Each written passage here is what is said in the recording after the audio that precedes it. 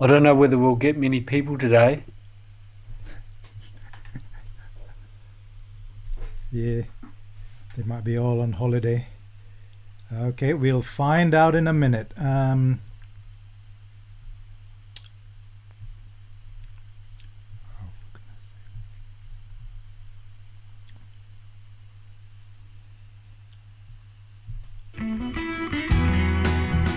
Okay, well, welcome to the Earthstar Freedom Friday with Tony Knight. This week we're going to talk about, we've been talking about the 5 elements, and last week we talked about the element earth. So today we're talking about the element of water, very interesting one, and its significance in creating and balancing our lives with abundance, with creativity, and with balanced emotions.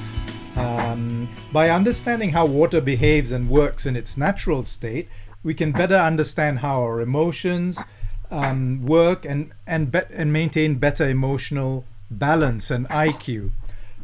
So water it's akin to flow in our lives, and water is also related to the flow of abundance. So, as you know, Tony has been talking about abundance quite a lot because as part of the earth element, we talked about how abundance and getting to grips with the material world and with finances it forms the base of the earth. It forms the infrastructure. So money is the flow coming from that. Cash flow, liquidity, river banks, currency is currents. All these terms relate to nature and also to our financial life and to water. So so I shall introduce Tony, who's going to tell us more about how water can be integrated, the element of water can be integrated into our lives. So thanks for coming today, Tony. Thank you, Gerald. Good to see you. And welcome, everyone.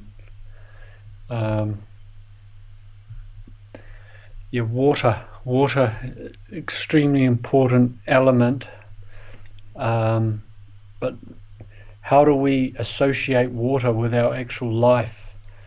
And water is actually one of the most abundant. It is probably the most abundant element that we can actually see other than land. And I think the earth is 70% water, so you could say water is definitely in a dominant position. Water, what's the properties of water? Essentially water is about flow.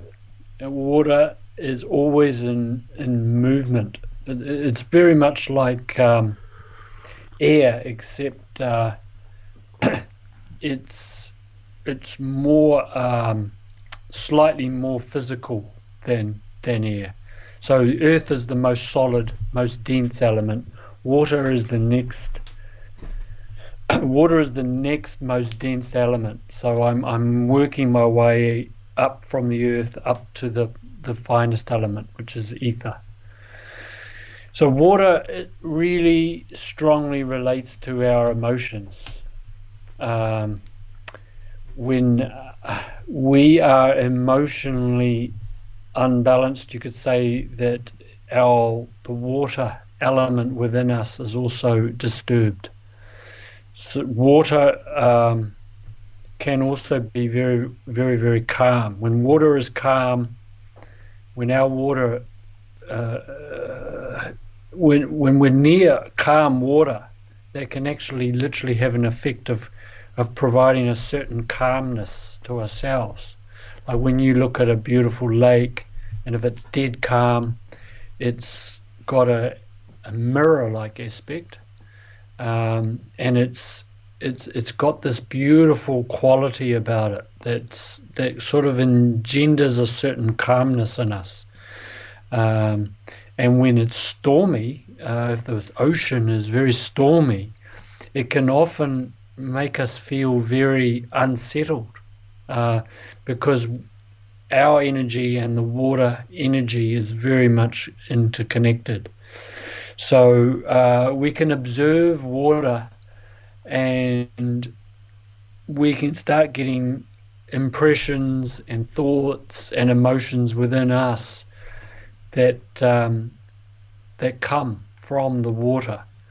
So it's very important to look at our emotional state and find ways to balance our emotions. And there are many easy ways I believe that we can do that. Um, and I'll come to that a little bit later. But first, I want to emphasize the importance of the power of emotion. Emotions are incredibly powerful because they reside in our subconscious mind, in our subconscious brain. I think it's the hypothalamus is where is a storehouse for our emotions, which is right in the center of the brain, in the midbrain. And we if we have a very strong emotional experience, we will always be able to recall that, especially when certain stimulus that was very similar to when that happened is re-encountered. So, like, it can come through music. It could be very positive as well as negative.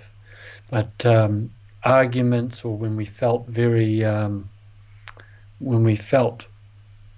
angry, or we felt very resentful, or when we were having strong feelings of guilt, jealousy, whatever it might be, they will always be able to be reignited in ourselves until we actually extinguish them, until we actually find a way to let that emotion go. Otherwise, it's always going to be impacting on our life. And one good way for us to I believe to balance our emotions is to look at our thoughts, look at witnessing our thoughts, because it's very common that a an emotion is preceded by a thought. When we have very strong thoughts, we can have very strong emotions. So,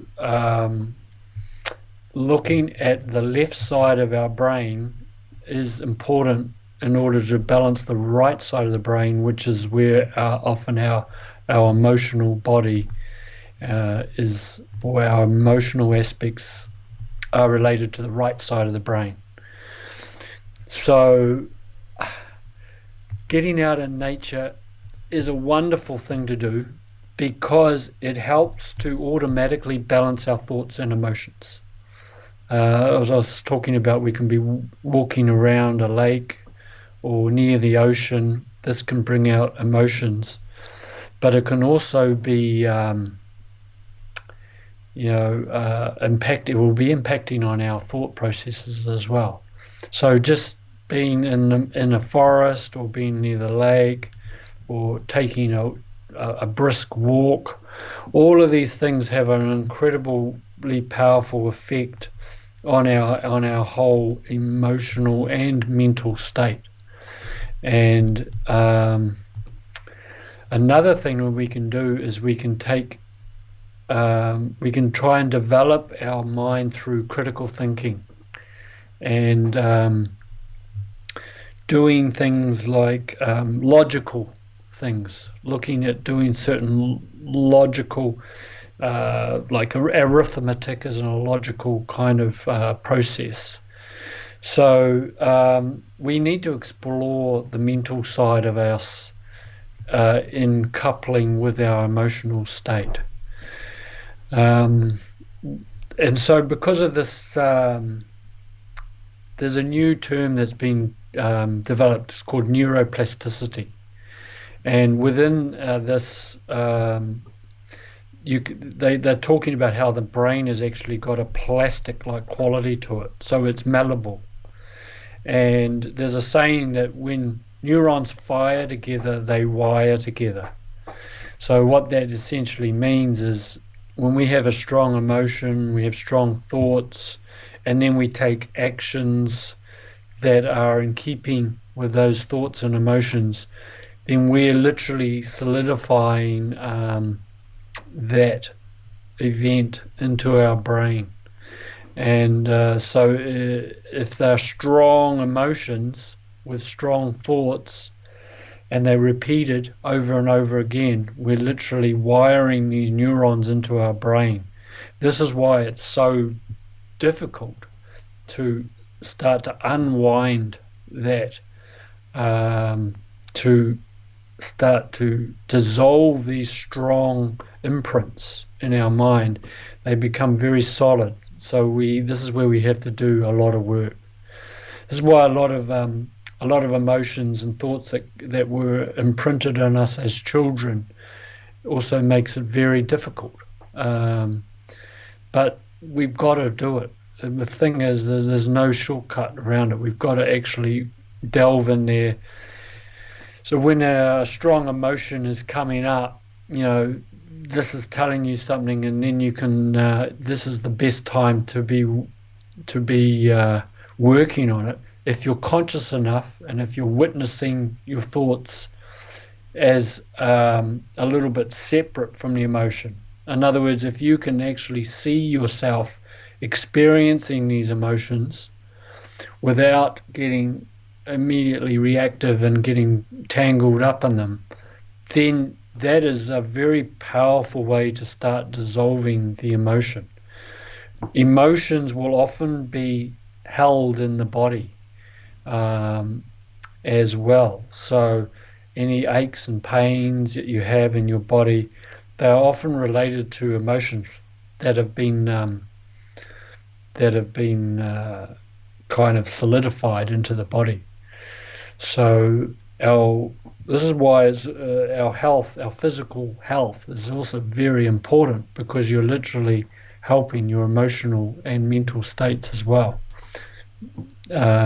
So with all this comes the term EQ, or emotional intelligence. So emotional intelligence says that if our emotions are truly balanced into a higher state of being, if we are having if our emotions are raised up into more feeling state, and feelings like compassion, empathy, these are the ultimate kind of emotions. These feelings, then when coupled with thoughts that are very positive, can literally start to overwrite the patterns that we've held in ourselves, in our bodies, in our brain for many years. So I really believe the book. There's a beautiful book written by. It's called Emotional Intelligence. I think his name was Daniel Goldman. But I'm sure that there is a book called Emotional Intelligence, and it is a fantastic book. I highly recommend anyone to read it. I read it many years ago, and I remember the impact it had on me. I can still remember how groundbreaking that was for myself. But books are one thing, but then acting on what the book is telling us is the most critical thing. We've got to take actions. Water, when you look at water as well, another aspect of looking at water is the water that we literally drink. It's so simple and right in our face, but we have to hydrate our bodies. And when there was a guy called a Japanese guy called Emoto. I think Masaru Emoto, his name was, I think, and he proved through science that by using certain thoughts, he was imprinting certain patterns into the water, which he would then freeze, and it would make either these beautiful patterns, if it was a beautiful resonant thought, emotion, or it would make discordant type patterns. So when we have strong emotions, we're literally imprinting the water in our body. We're literally having an impact on the water that is housed within us. And coupled with that, I really think it's important to us to start getting very water wise.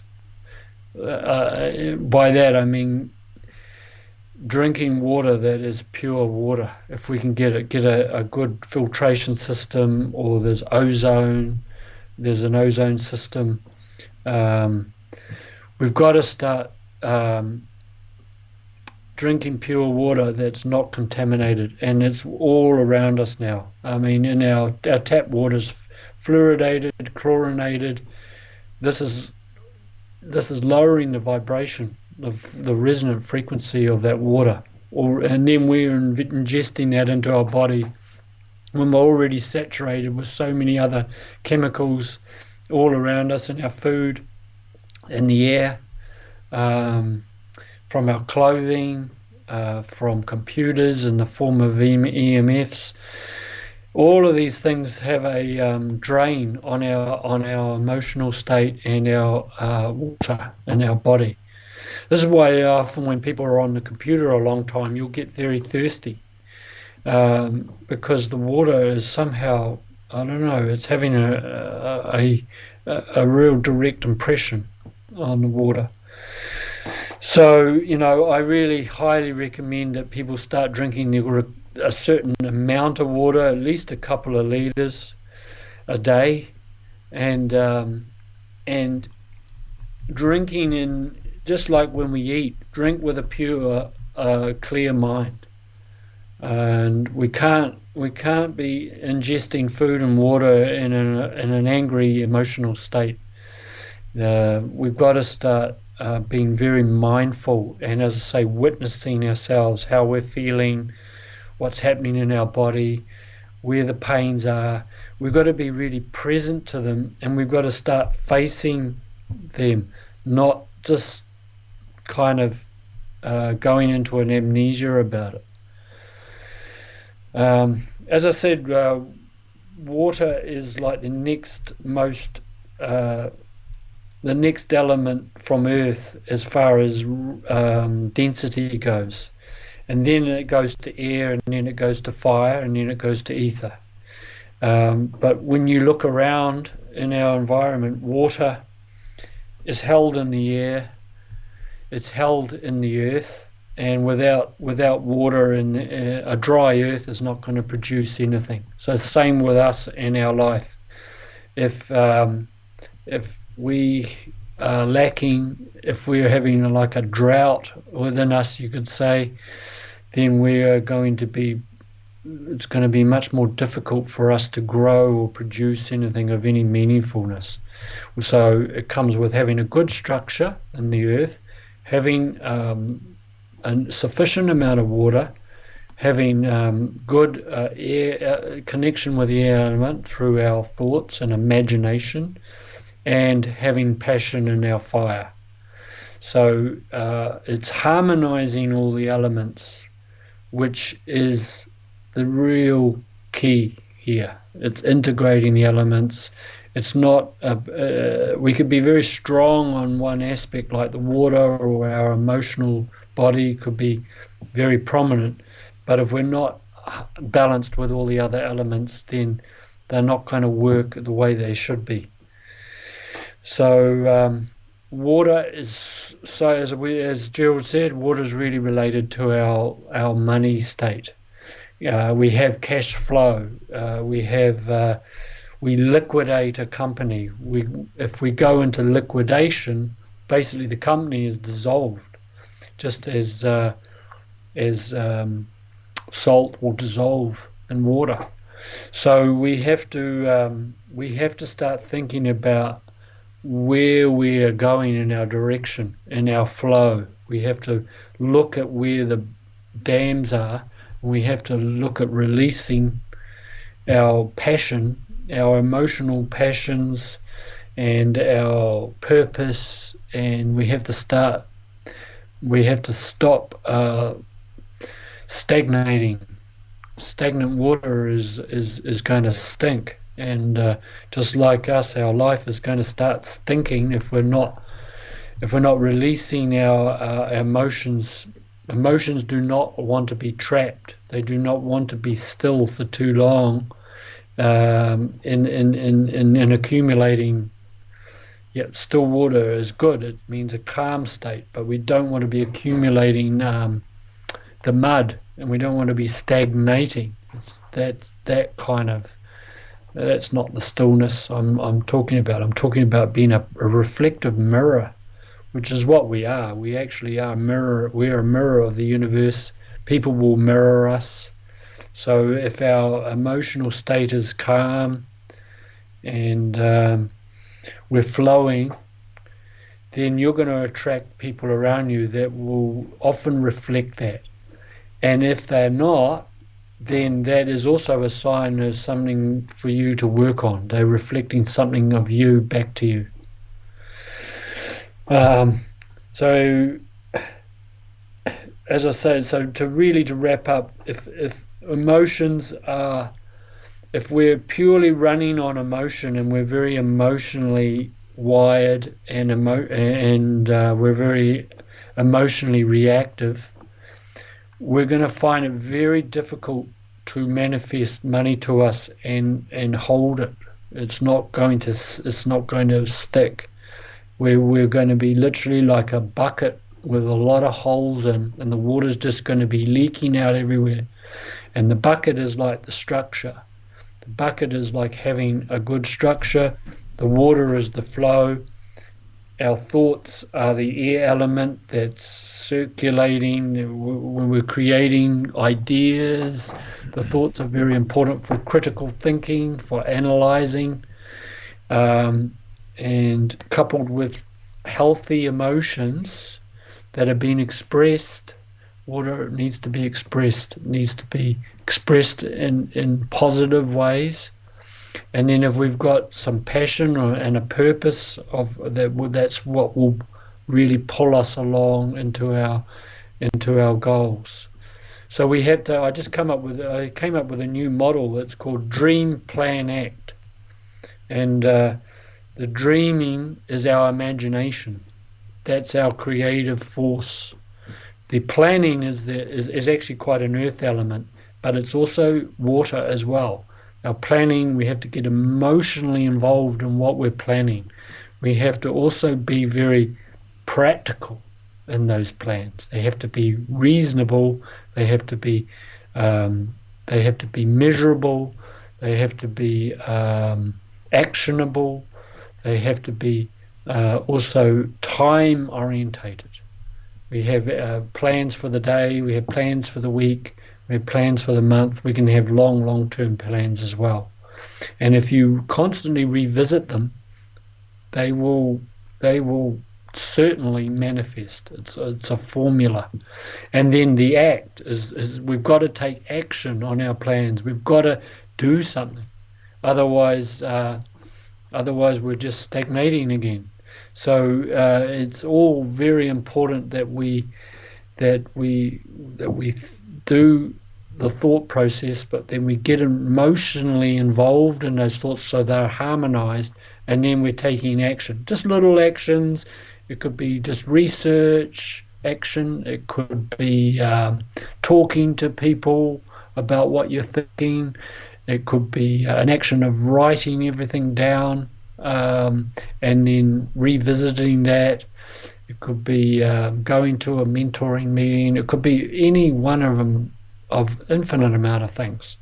So, we have to get active, right? Especially in this day and age, because if we're standing still, we're going backwards, because the whole world is moving. The world is moving into a certain direction, or multiple directions.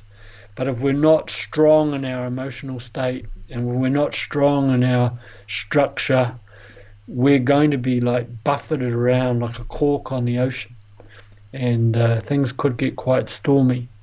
So we need to be solid in ourselves, and right with our emotion. And open heart is the ultimate emotion. A heart open is in a feeling state.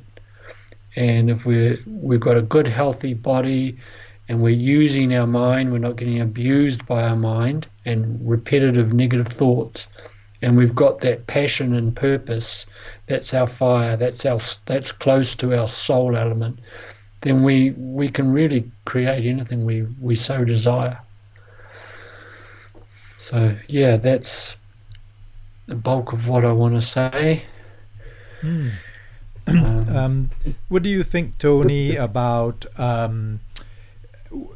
the emotions in terms of our energy? Do you think that when we feel tired, for instance, at the end of the day, and we people say, well, I haven't really done much, but I felt tired. I feel tired or drained.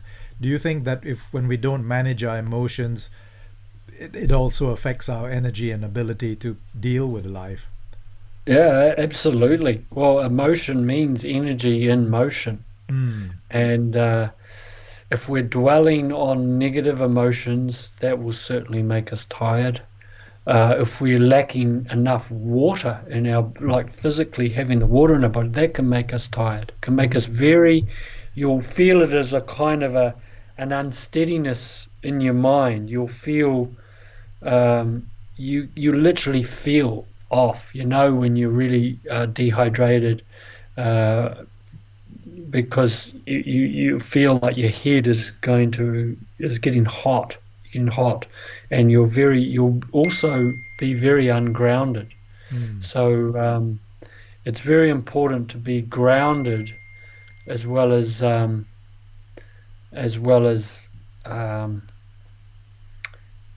emotionally involved, and thinking positive thoughts is very Yeah, important. yeah.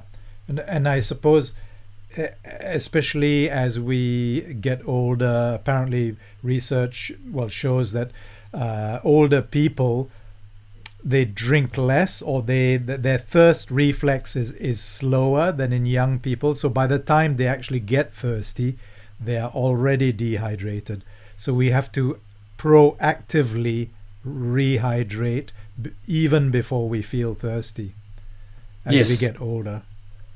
Yes, that is very important. There's actually a very quick test you can do.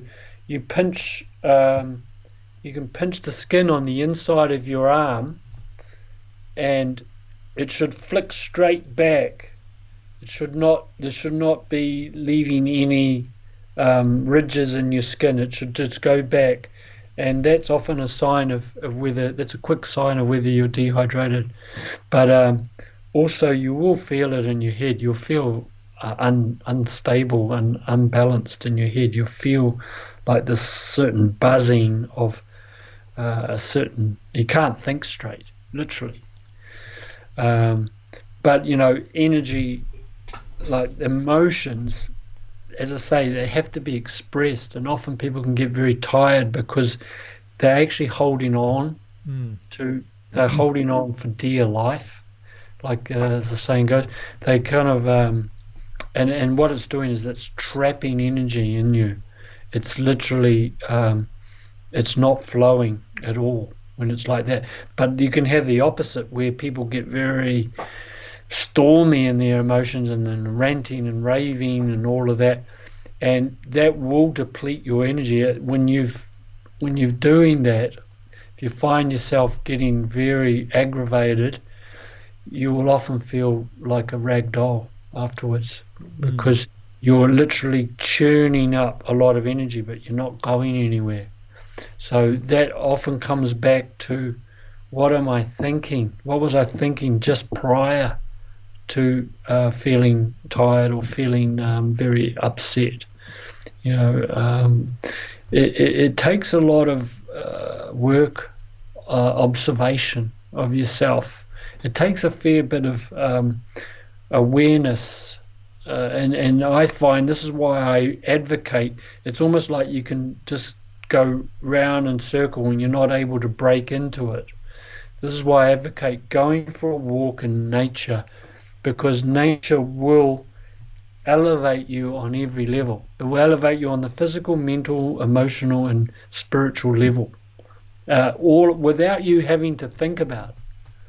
And especially if you take your shoes off or you walk on the grass Walking on wet grass, I find, is incredibly faster even than just walking on dry grass. Walking on wet grass, because water is such a great conductor of electricity as well.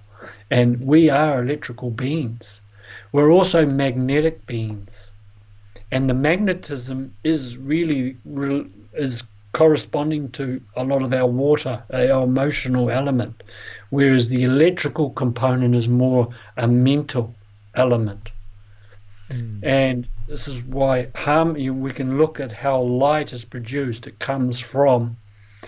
actually comes from the darkness. Out of darkness springs light. And it's through looking at it and facing our dark, or what I call facing the shadow. Shadow work is very, very powerful to do when you're dealing with emotions, because the emotion of fear is often because we're not facing something in us, what's happening around us, that is making us very fearful. It's because we're avoiding something, we're denying something. The saying goes, denial is not a river in Egypt. Right, yes. Tracy's asking a quite a deep question, which it's a very interesting one, and it possibly might be the one for the element of ether, but I'll put it to you anyway, and then you can say whether you want to answer it. So Tracy says, my astrology says I'm in Saturn for the next 20 years. Saturn is good for spiritual advancement, but very slow in manifesting. I'm very active in research, etc., but most things bear little results or non-result, even it brings me a loss. How can we rise above the influence of astrology? Oh, yeah, that's Well, that is a good one. Like, the Mercury retrogrades are a classic, and Mercury can have a very powerful effect on our mind.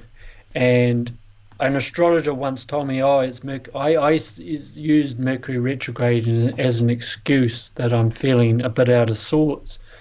And she said, well, that's just what happens when you are in that level of consciousness, but you can rise above the Mercury retrograde. Saturn is very much a challenging planet, especially if it's in a what they call it in a compromising. It's in a compromising position, or it's a challenging position in your chart, because Saturn is teaching us about structure. Saturn is it's about long-term projects. It's about your ultimate goals. Saturn is the taskmaster that keeps us bound into a physicality. But Saturn, it's basically a lifetime of work, I think, to deal with. We've come here on the planet, I believe, in order to rise above all these influences. And we come in with, a certain amount of karma. And for some people, we've come in with a lot more karmic patterns to dissolve. So, and Saturn is very much about karma. So I think it's about taking it slow and steady. With Saturn, you have to back up the truck, and you have to get really in a still space, more meditation, more, as I say, getting in with nature, more journaling is a good thing to do, writing out your things that are annoying you. You can write them out in speed writing. It's a good thing to do when you're feeling really angry or upset or whatever. Just write it out on the page, because the page can't answer back. It's not a good idea to do it to another person unless you know them very well, and you can sort of try and let it out so it's not a personal attack. But yeah, Saturn will test you to the core, and will always, I think there's always, for many people on the Earth, we are being influenced by all the planets to some degree, but some people have just a little bit more advanced in that because maybe they've worked on themselves more. It's Yes. not an easy question to answer that because everyone's going to be different, and it depends on where Saturn is sitting in your chart and what's going on in the Mm. specifics of yourself and your own horoscope.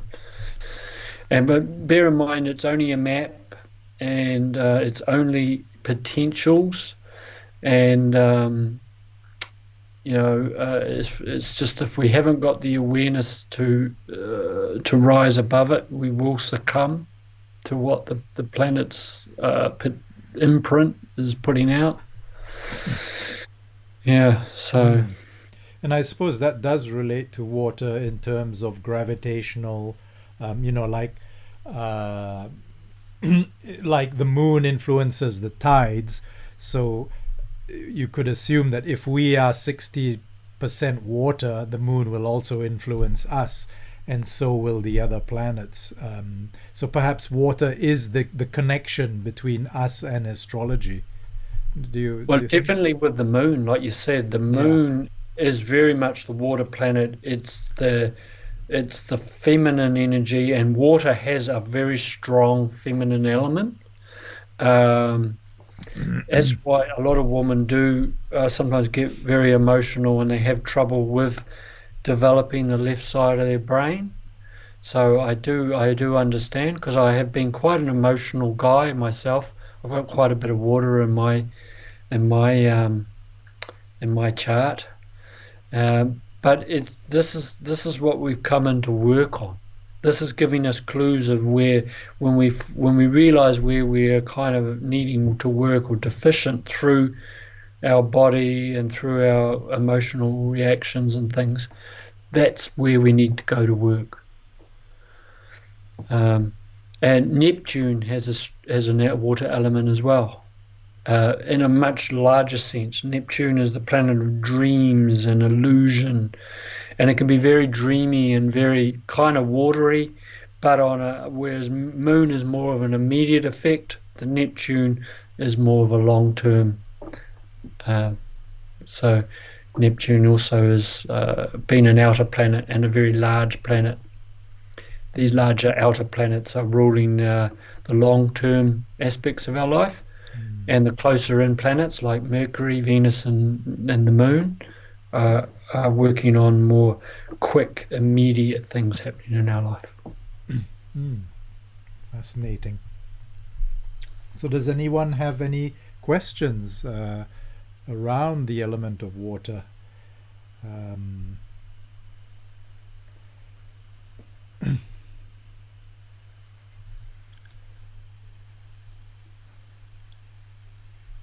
and especially how it relates to. So, I suppose one of the things, I'm not sure whether you did mention it, is in terms of flow and in terms of money and abundance.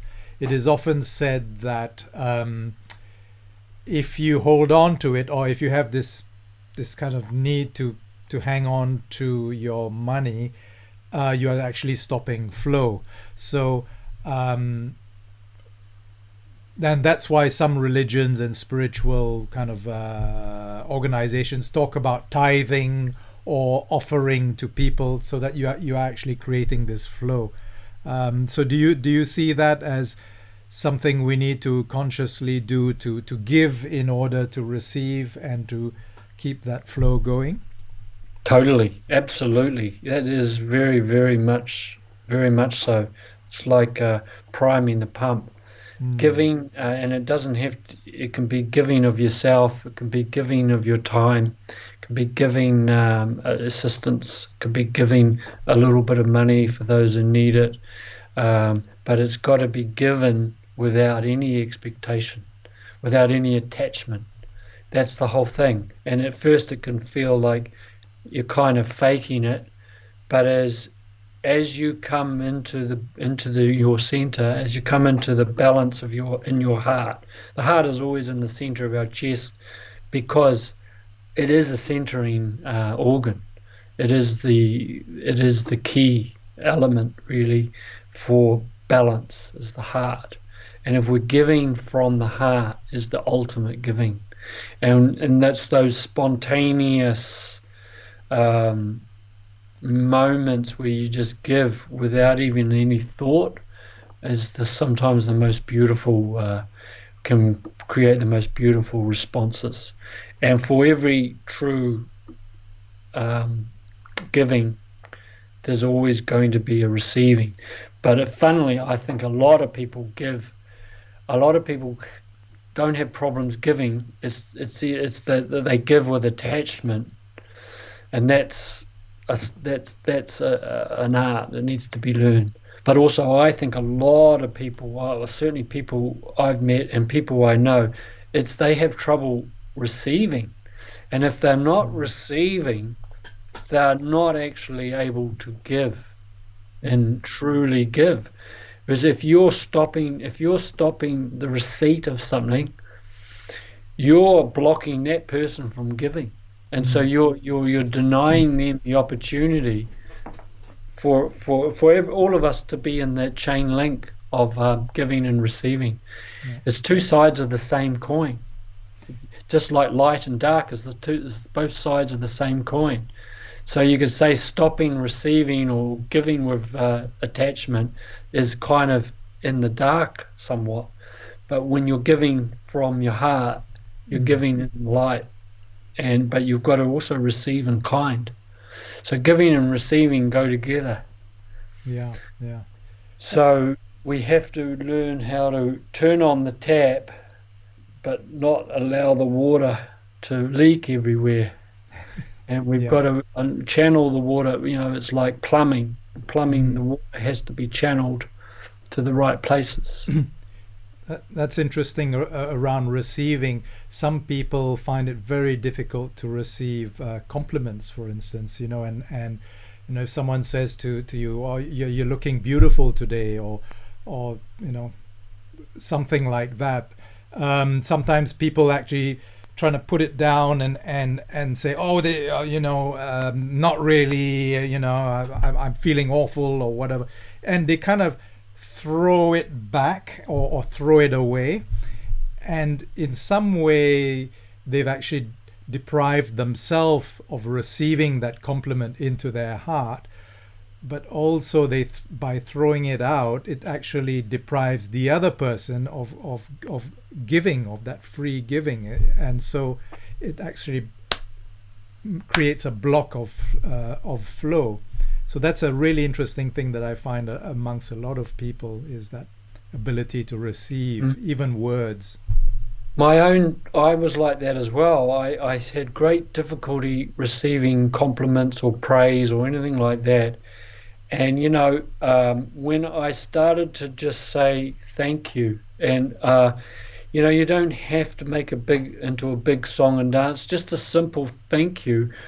I found that showing appreciation for that praise, it's actually going to enable that person who's giving it to make them feel good as well. If you're stopping, like you say, if you're stopping the flow of the praise or the compliment, you will not only lower yourself, you're lowering the person who's giving it. And so when I started to accept and receive compliments, or if it might even been a bit of money. There was times in my life when I had none and people would give me money. As soon as I started to accept that and receive, issues like my own money situation, which has been pretty dire in the past, I have to say, it started to improve. And aches and pains I had in my body started to go away. It's only in the last probably 3 or 4 years that I really started get a real taste of what it was like to be in the flow of giving and receiving myself. Because I was very quite judgmental, and I had expectations, and they were often very so high that they were unattainable, which is just setting yourself up for constantly rehashing it over and over again. You lower your expectations, remove judgments, and remove that attachment that we have to getting something. If we just and it takes time, but you once we start being aware of what we're doing, and we're observing ourselves, and we catch ourselves. We are designed to be a witness. That's the third principle. When there's a certain person, when we're acting out and we're completely unaware, how we get our food and we gobble it down, and where people are trying to talk to us and our thoughts are often somewhere else, and we're running along mindlessly and we end up falling in the ditch. I mean, it takes a certain subtle quality to catch yourself. But when you catch yourself once, and you realize you have a conscious awareness of as the witness, almost like observing yourself, this other being, having these thoughts and doing these things, it's quite a profound moment. But it can get lost in the busyness of life. This is why I do advocate finding quiet time and silence. Find some silence in your life and meditate, or as like I like to do, I just walk around in nature. I'm very lucky that I've got quite a bit of beautiful nature around us here. So I just go and have a casual walk. I observe the flowers, the bees. I feel the wind on my face. I look at how things are moving in the wind, and that is a very powerful kind of meditative thing, and it's very quick. It's very, very quick, and you're breathing in fresh air. You're doing a little bit of exercise, so you're flowing the blood around your body, and these are the simple things that we overlook. People are rushing here, there, and everywhere, and spending thousands of dollars on these courses to have somebody else tell them what their truth is. When the truth is right there, right here now, and it's just simply getting out in nature. And my favorite is walking by the beach, and walking in the forest. The forest is going to feel more grounded. The beach is going to feel more emotional. If you're on a mountaintop and it's blowing a gale, that's going to be very mental. This is what I'm trying to say. And if you're sitting by a fire, that's the fire element right there, lighting you up. Yes. But if you get too close to it, you're going to get burned. Yes. So you're connecting with the source. You're connecting with what is actually sustaining you. Yeah. So yeah. How can you not be sustained and abundant when And John says, in relation to that, release attachments, expectations, and judgments. So yes, cool, John. Exactly. When I was studying yoga, we talked about occasionally, because you were talking about the water, the heart, and underneath the heart chakra is a little green chakra, or symbolized by green, and it's called the wish-fulfilling tree. And so this chakra is said to be it's closed until we actually become wiser, and we are actually become ready to accept our wishes, And so it's an interesting thing that as we open up, perhaps then that opens up our access to the wish-fulfilling tree, and eventually to abundance and whatever it is that we want in life. I like that. That's awesome. Yeah. And Tracy always brings us some very interesting left field questions. And I'm not sure whether you want to deal with this one here in the subject of water, but here goes. Tracy says, how to deal with spells, curses, projections, and poison arrows. just by basically see them as like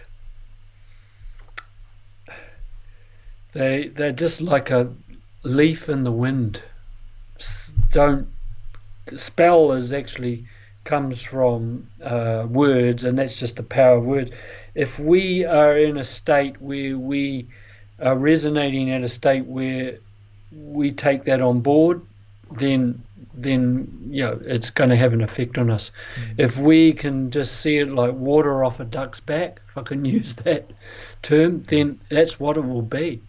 Um, when people do malicious things to others, it's only when we feel that we have a belief that that could be true that it affects us. But we have to actually, it's like what's happening in the world today it's about, there's a lot of things happening in the world that are not very nice. So the thing is, we have to face what's happening and hold our light to the darkness. We have to be like a steady flame in a gale. We have to hold our light to the darkness. That is facing fear without letting it affect us. We can feel fear without actually succumbing to fear or to the spell or to any malicious things. That is somebody else trying to inflict pain on someone else. We can return to sender. I remember a monk saying once that he had this thing where if someone sent you something that you didn't want, you can literally return to sender. And I thought that was so cool. You could say thank you for your gift, but no thanks.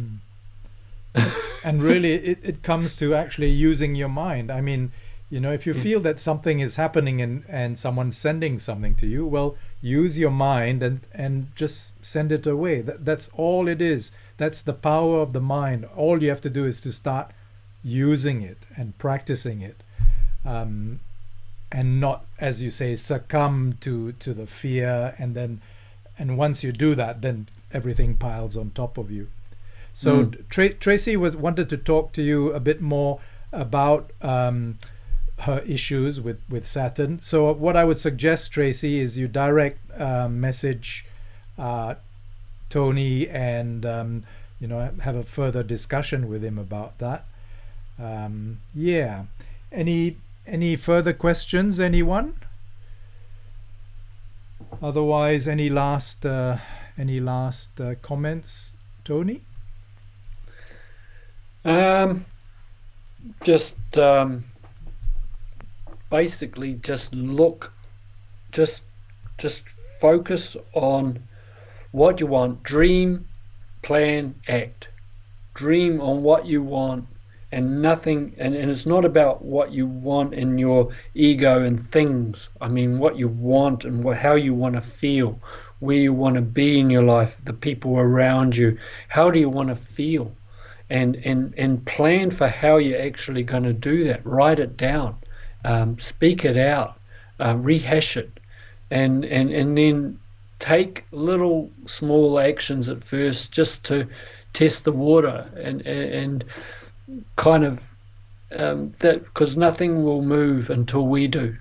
Nothing will happen until we actually take action, because that solidifies that the thought and the feeling you had is actually valid.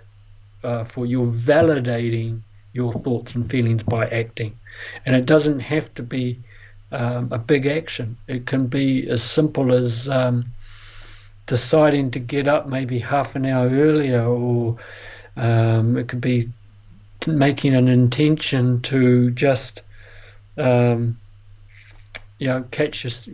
yourself, or do a meditation, or anything. And I also believe in the trinity of that. I also have my truth, conscious co-creation, and freedom. If you've got those three different things, each have different, they all have a different dimension to them.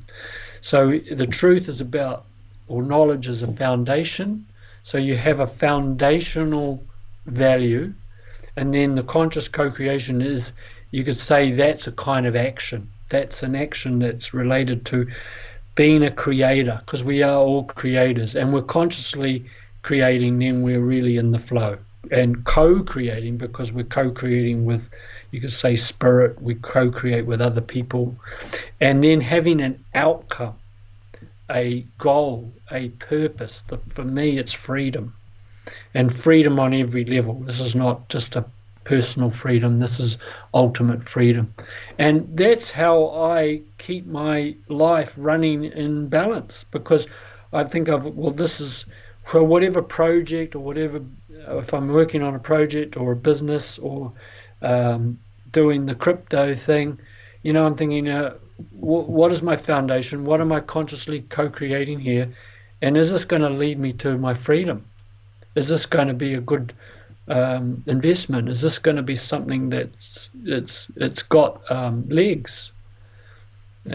So think about foundation, think of the conscious action, and think of your goal, your purpose, your outcome. And you can't go wrong if everything you do has got those trinity of principles. And and next week, so do you want me to announce to people about next week, in that you will be talking about how to take this into very concrete action? So Tony next week will be talking about a particular project which is an ecosystem in which you could apply these principles for financial and other benefits.